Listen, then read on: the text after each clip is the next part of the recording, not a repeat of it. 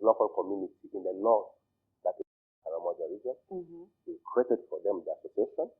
We facilitated it and made sure that they became a mining company, association, artisanals. And then we are not taking from them, but we finance them, equip them, and they give us the raw material that fits our refinery. Building communities. That's it.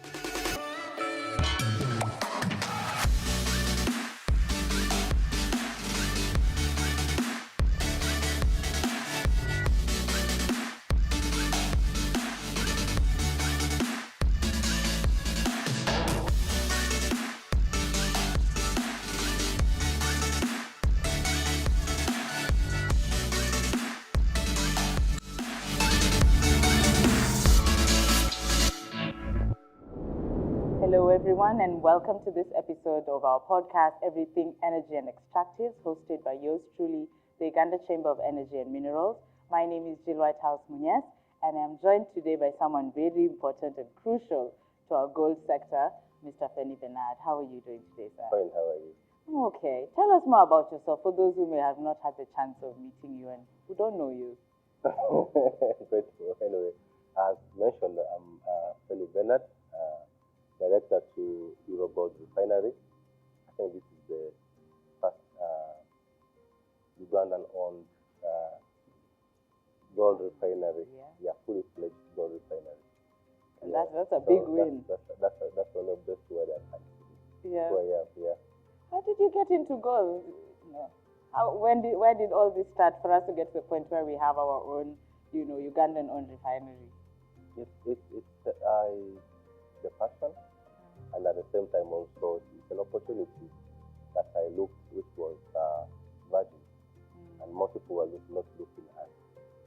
Yet it's been one of the leading, because actually Ugandan export, and at the same time the revenues are good, and most of all having it within Uganda was a very good chance for me to step on and say, let me venture to this. Yeah. I heard you are a miner. Is that true? Or? Yes, I am.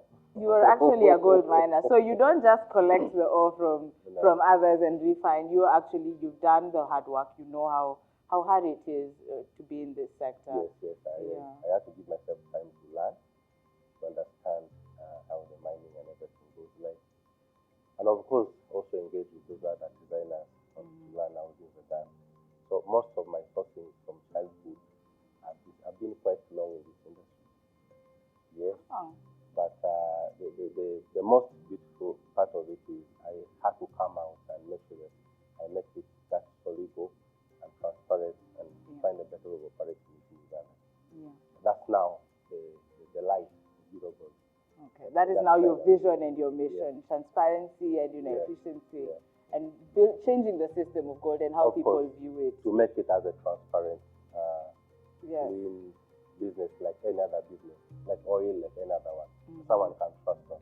Yes, someone can trust in the sector because we are always shown in the media, scams. Yes. There are so many of them. What advice would you give to those people who are coming into the country trying to get into the gold sector to avoid all these scams? Because it portrays the people who are doing good business, like yourself and the miners, in a bad light, which is not really the case.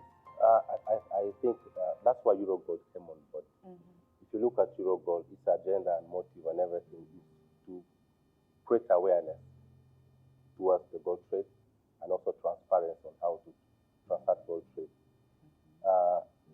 It's all about the policies, which were there but not put in action. Yeah. So as a refinery, we came up with that platform where we make it very accessible, first for these kinds of foreigners to access the facility. It's unfortunate that most of the refineries do not accept anyone just to go. If you go, you cannot be allowed to. Okay, they don't have an open door policy. You can come and find out. Yeah. So when they come, visitors come, want to trade, because there's a closed door, they end up in the street. So when you go in the street, what do you expect? That's where you get the bad guys. Yes. Yeah. So to cap that kind of situation, that's when we came up with this platform at Gold Refinery to to create that openness that you can literally go to a refinery and you can be received by somebody who is physical and you can discuss business transparently. And that person can be able to tell you that if you want this product, you can get it from ABCD. And if you want to export it out of the country, you should use the government's laws and the procedures, that is to refine it in 1959, which facility or equipment we have, and then we bridge that gap for them. The Eurogold has become one of the most known facilities in the industry, not only in Uganda, by the way, I think worldwide, because of that aspect of transparency. Yes. Yes. Which is lacking in so, most to summarize on what you're saying, how you can make people come in the country and eliminate issues of scams and all that, it is the most easiest thing. Just those who are coming to know the right procedures on how to trade by following the right procedures and where to source from and how it should exit the country. Yeah. Which platform all we have. Very much agree with you. Yeah. And maybe my last question to you. You're a young man. What advice would you give to the youth who are trying to get into this sector, who are trying to become the next Penny, trying to set up the next Don't Eurogold? say a gold trade. It's the best trade for youth to do, because look at the map of Uganda. If you look at the mineralized areas and everything, almost the whole country, there is gold deposit in every region, but untapped and used. You see? And why? Because of that lack of awareness of how this trade operates. Come to Eurogold. We shall tell you where there are mines in Uganda that are not need big investors. You just, I'm a miner. We went to the ministry, requested the space. They gave us the procedure. We went to the village, met with the village artisanal, not the artisanal, but the village. Set them up, created for them, because there are different types of mining that we done in Uganda. For example, we've been partnering with local community in the north, that is in Karamoja region. We created for them the association. We facilitated it and made sure that they became a mining company, association, artisanals. And then we are not taking from them, but we finance them, equip them, and they give us the raw material that fits our refinery. Building communities. That's it. Yeah. So that's one of the things that we look at. So for an indigenous Ugandan like me, gold trade is the best trade anyone can do.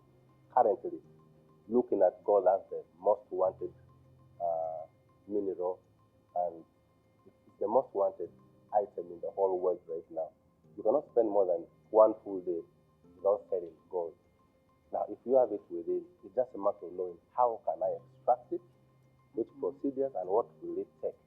So sometimes people think to be an artisan miner or to trade or to become a small-scale miner, you must have so big volume of what? Capital. But I assure you, hundreds of thousands of US dollars. That's what I think. I assure you it's not. Yeah. Because it is just an imagination. But when you sit with Mr. Ben, you realize 3-4 of you in your village there or in Uganda here can actually come up together and do something that will start little, like they just say, bit by bit makes a bundle. Yeah. Bit by bit makes a bundle. Thank you very much for joining our podcast today, ladies and gentlemen. I think I might change my profession from policy and lobbying to join the gold trade.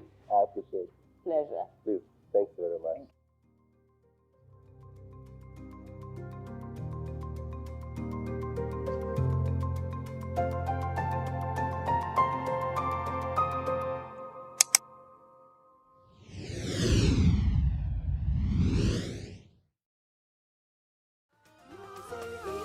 Uganda Chamber of Energy and Minerals, for a sustainable future.